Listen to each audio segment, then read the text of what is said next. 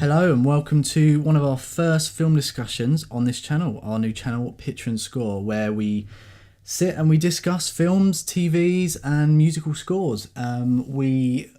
We've started this channel because we just love film. We're constantly talking about it and we just want to do something that we can kind of get you guys and an audience involved in what we talk about. We're constantly talking about film.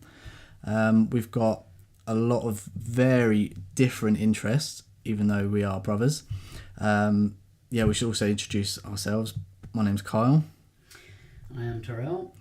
And let's kick it off. We're starting this episode with Dunkirk. So it's probably our most anticipated film of the year. I feel like that's definitely. It was brilliant, absolutely brilliant. We went to see it in the best format we could, IMAX 70mm film. Sure. At the got the shirt to prove it at the BFI IMAX in London, and we just didn't really know what to expect from it, as always with a Nolan film. You just get blown away in that first opening shot. It's just straight in. Yeah, it's absolutely ridiculous. We don't really want to spoil anything with these kind of film discussions either. We just want to talk about what we love about them and what we don't like, probably some of the times. With Nolan, probably not. But yeah, we're massive Nolan fans. We're probably not going to slate any of his films, so we'll just nip that in the bud early. But yeah, what did you think of it? Well, first of all, different kind of war film. You're watching it and you realise that there's very little shots of the enemy. Yeah. And it's completely tense as well. So it's like, this is reinvented the genre already. Definitely, yeah, absolutely. It's I think that's it. When we come out, we kind of discussed it, and we didn't have that much to say. It was kind of, I think we were a bit shell shocked, to be honest. It was kind of like taken back by it. It was, yeah, like we just kind of. I remember we were just walking over Waterloo Bridge, and just being like, we've never seen anything like that before, and I think that's what really shone out. It's so different. Yeah, he did it with Batman. Comic film, but it was completely different. It was more focused on Bruce. It had Batman in there, but it was, it's always about the mind with his films. So. Yeah, absolutely. He loves throwing you into the character's mind, and bloody hell, he does that. Like not only visually, but the score, flipping heck. Like, hands him up. It was so tense. I don't think I've ever sat in a cinema screen, literally like just fists tense, my arse gripping the seat. Yeah, exactly. It's tapping to like almost the ticking of the soundtrack. But wow, yeah.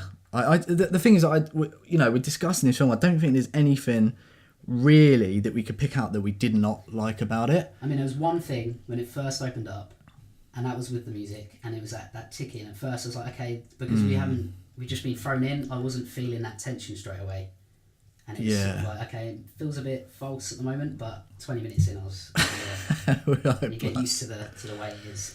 Yeah, it's quite good. I watched a video the other day about how the technique of the shepherd tone is being used in it to constantly build the tension, but it never goes anywhere. It just constantly kind of loops, and it's been done in a lot of games, and I think like Mario's Endless Stairs and things like that. First time I've actually heard of it and heard the name for it. Yeah, like because he was saying that Nolan was saying that he's done it in a lot of other films as well. I think Batman he's done it in as well. Did it in Batman? I'm pretty sure it was in Inception as well. Yeah, it's but they've never they've never gone into I guess the behind the scenes of what it was they were doing. So that's, I think it was just so much in the forefront with this one, so people have been picking up on it. And decided to make something about it. No, definitely, it's it's good, very very good. And so the screen. BFI, I was not expecting that. It was essentially like it was like being that close to a wall. Wall to wall, edge to edge. Just, I mean, when we looked at the screen at first, we were like, "Oh, it's not going to go down there." So it was like railing, wasn't it, from the disabled area and stuff. And we're like, okay, it's not going to reach down there. It did. That was, you can't describe that screen and that kind of cinema experience without actually being there, without sounding like cliche and like go and watch it. You have to see it in that format. It's massive and very loud as well. Christ, yeah. There's a very unique sound system set up in there. But yeah, it works. It bounces off the walls perfectly. Ear-piercingly good. Yeah, it was like getting you right in the chest. As soon as those bullets hit the boat. Oh, flipping out. Yeah, that's frightening. Yeah, I was discussing about this with someone at work the other day who's an audiophile as well, and he just said he was literally just gripping, and those bits, like the bullets coming through the boat and the bombing on the beach and stuff like that. It's just madness, absolute madness. Yeah, thoroughly good war film. I think that's the thing as well. It's getting a lot of kind of Marmite responses from it. Which is not surprising with any film nowadays, to be fair. But then I think that's the idea, isn't it? That's the whole point of the film, is some people won't like it, and then that sort of gets the conversation going.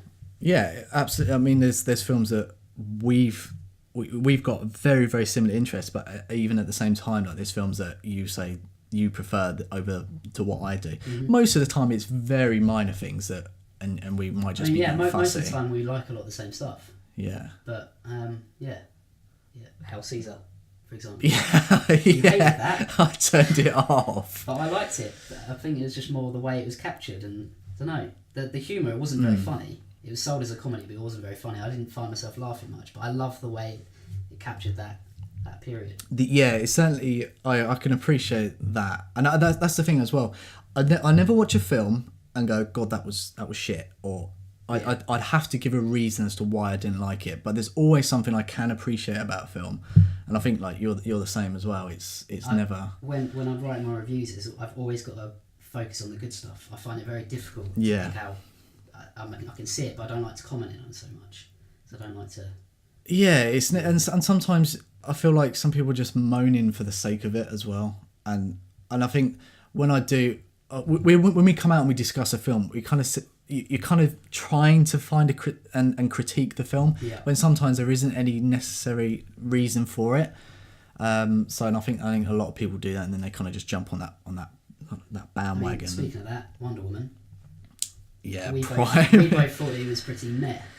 Yeah, it's a strange one, Wonder Woman, because there's things you like about it, but there's at the same time you're just like, it's just a mediocre kind of popcorn flick. Yeah, and I don't like to shit on DC. Yeah. I know I love Marvel, but there's a reason for that. I don't know, Marvel just uses everything so much better. The themes and stuff are just so well used. They've got it down to a T, I think. I mean, perhaps for a little while it was getting kind of churning out Marvel films. They were going to get in the same, but then you've got things like Guardians of the Galaxy that are coming along, just completely mixed up, and it's completely different. And then you've got like certain directors like the Russo brothers that have come in and they've put a new twist on, like Winter Soldier was like, it's brilliant, absolutely brilliant. It's more of like a thriller than a superhero. It was just it was kind of they're bringing in like new genres and subgenres to it.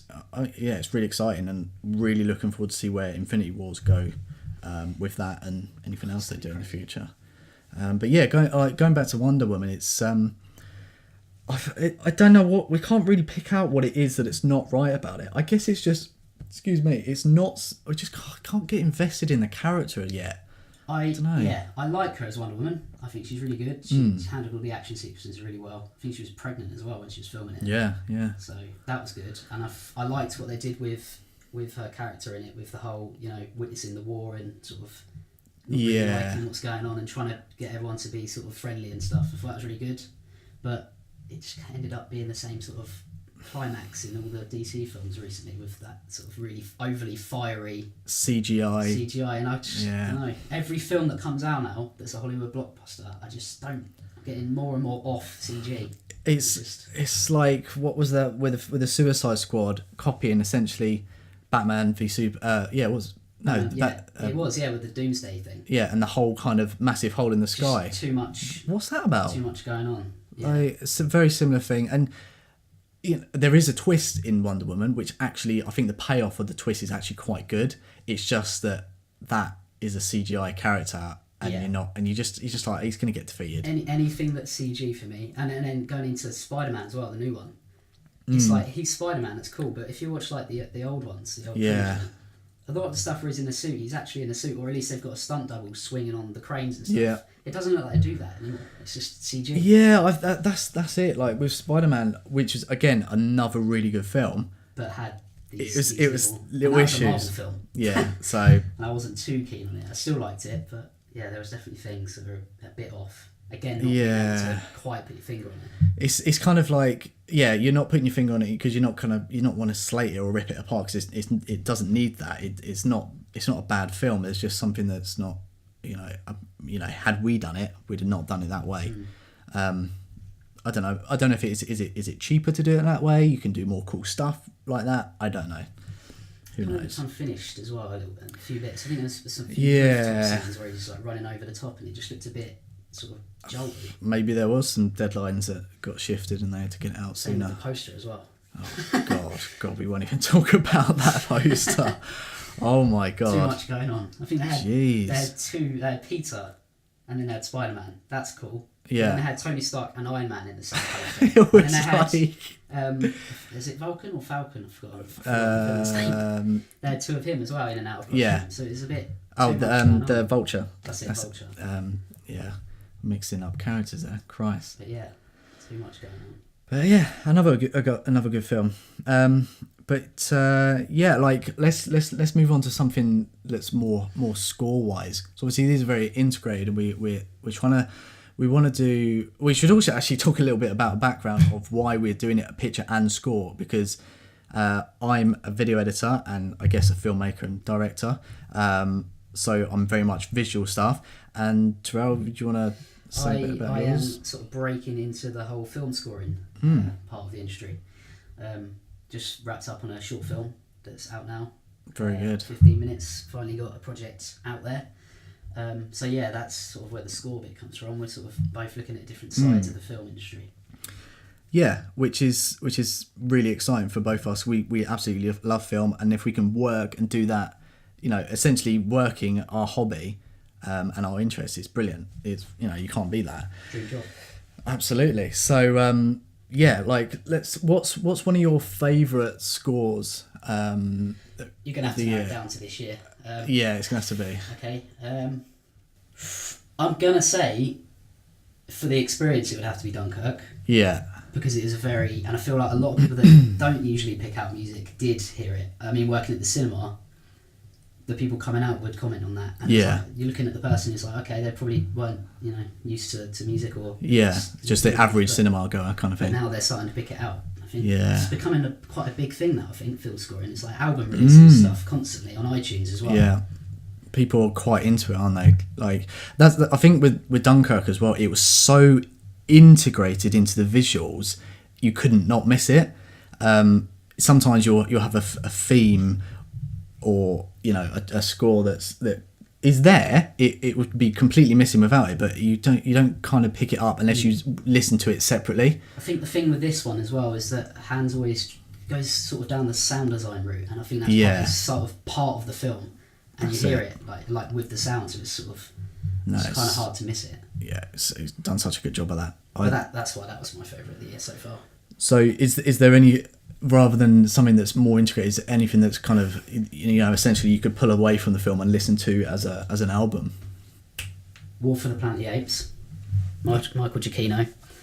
That's one I listen to on its own. Yeah. Again, it has that. I think that he did it with Dawn of the Planet of the Apes. It was his first film in the franchise, and I think he brought this really cool tribal sort of percussion that it fits so well for that world. But I listen to it on its own, and it's its own experience as well, and it puts you back into that world visually, but also it's just such a good, enjoyable listen. I think he's really, really that's clever. quite special if you can listen to a score and kind of being drawn straight into that world without even watching the film. You can sit and just chilling out, and you're thinking about kind of essentially escaping reality whilst listening to a piece of music. It's brilliant. Another one that does that is Jeremy Soul's Skyrim soundtrack. You listen to that on its own, it puts you straight back into that world instantly. This is like going into talking about games. I think score in games is a huge thing. It's becoming bigger as well. And like if you can pick it out like that, that's and create an atmosphere. That's job well done. I'm trying to think. I mean, going to games, I think like The Last of Us, I've never listened to the score separately, but that's the music for that helped sort of sell the emotion of the story and stuff, which is again a brilliant. It's essentially a game that's like a movie. If you haven't played that, go and play that. I still haven't played that. Yeah, you need to. I think I've only heard the main theme from it as well. I need to listen through. It's but it's very atmospherical from what I heard. Yeah, it fits, and it's daunting, and it's also emotional and scary as well. But yeah, it's going really... down the game route as well. Rockstar have been integrating score a lot better than some have now. Yeah, it's sort of triggered by actions when you're playing. So in Red Dead Redemption, it's probably my favourite of theirs. It's very atmospherical. It's got a load of harmonicas and weird strings and ambient stuff. But it's when you start running on the game, the music will pick up. When you've got a wanted level, do all that stuff. It's all triggered. And it just makes you wonder how much work goes into that. It's the sort of things that just I hadn't really noticed that, but I guess in a way I am, because you're probably playing it and you're feeling a bit more tense. That's it. Like it's subtle. They always say the more subtle it is, and same with editing. If you're not noticing it, then it's done a good job. And then it's just empty. It's not right without it. So, but that's one I listen to on its own quite a lot. No, that's cool. This is moving on to like, we don't want to just do films, but TV. We watch a huge amount of TV as well. There's too much. There is some seriously good shows out at the moment, like both on Netflix and HBO and even like ITV and stuff. The quality of TV is incredible. I feel like a lot more money's been thrown into it now. Absolutely, it's like a huge budget on it now. It's over the last few years. I don't know if it's certainly Netflix. Obviously, people are drawn into that whole subscription service. Not many people watch TV as they used to anymore. And I wonder if that's also then ITV and stuff kind of thinking, right, we've got to draw people back in. Let's put some really good stuff out there. And I think it is working. And also they've got like their own iPlayer and things like that as well. So, but you can now instantly stream as well. Once it's aired on TV, it's pretty much there. Yeah, which is never used to be. Which is amazing. We are massive fans of like having the physical copy of stuff. We most of the time, if it's DVD or music or vinyl or stuff, we like to have something physically to hold. All the Game of Thrones down there. Yeah, exactly. I watch them on TV, and then I watch them again, and then I buy them on Blu-ray for all the features. Yeah, which are brilliant. You don't get that with a digital download. You might get like a little kind of sort of bonus clip at the beginning. I think like a 3-minute trailer or collection of stuff. That's it. Just nowhere near the detail. It's never as good. Peter Jackson with The Hobbit and stuff. The films weren't massively great, but the features on them are so good. You can literally sit there for like another 9 hours just watching the behind the scenes of how these. And I think it's about 9 hours on each film as well. So it's a lot. You spend days watching it. I don't think I've seen all of them yet. In fact, I've not even finished the appendices on the I still haven't gone back to Lord of the Rings trilogy. I need to do that. But yeah, what were we? I've gone off on a tangent here. What were we talking about? TV series.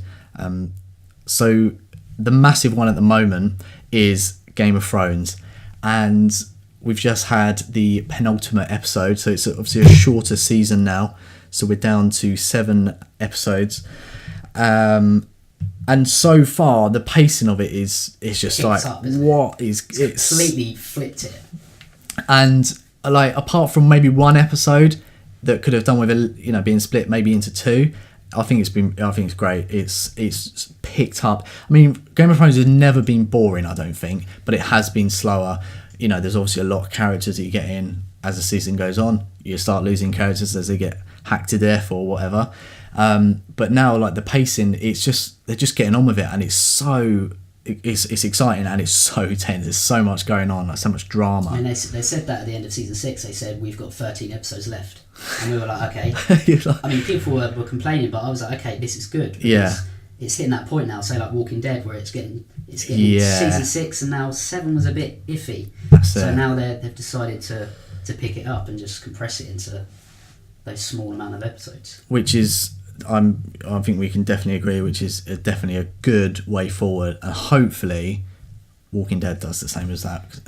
They definitely need to cut back cut back episodes, I think. It's those single episodes, character building episodes, which don't really build that much character because they did it in like season 2 when they were all on the farm. They built character there in a shorter amount of time. People complain about that series, but I thought that was probably one of my favourite seasons. Really good, yeah, really good. It just set up the rest of the show so well. That's it, and you those characters that you were kind of sort of getting attached to. Obviously, some are dead and moved on and whatnot, but it just makes what happens later on so much harder. Like, you know, spoiler here, but like Glenn, if you've read the comics, you're going to know this. But having him build on those characters, because he's obviously with Maggie from the farm, and in those times where those episodes are really good, when it actually does happen and he does die and go off the show, it's like, my God, what a shocker! By far probably one of the best and most iconic deaths on TV. Literally, no pun intended there. I felt cold watching it. I was shivering. I was like, what's happening? It was we literally after we watched that, we spoke on the phone, didn't we? And we spoke probably speaking to about 45 minutes about that episode. That was it. That was the finale one, wasn't it? Yeah. Where they cut it short. That was right. Yeah. And we were like, oh crap, what's happened? And we were talking for about 40 minutes.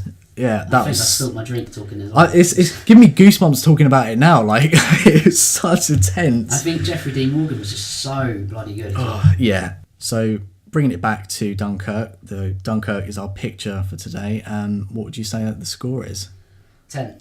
It's got to be a 10. It's always a 10 for a Nolan film. Definitely. It's and when we say 10, we're going via IMDb. It's 1 to 10 on their scale. Been rating films on there for years now. It's just it's a fairer way than going A, B, or C or 1, 2, 3 or whatever other 5 stars. 5 stars is a little bit tricky. I usually do a mix match of both. Yeah. Then because obviously you've got certain audiences that are gonna go with the stars rather than the 1 to 10. At least you can kind of meet in the middle of that. You usually go with the stars that are 1, 2, 3, 4, 5, 6, 7, 8, 9, 10. Yeah, exactly. Absolutely. But so that's that for the first episode, and we shall catch you in the next one. See you later.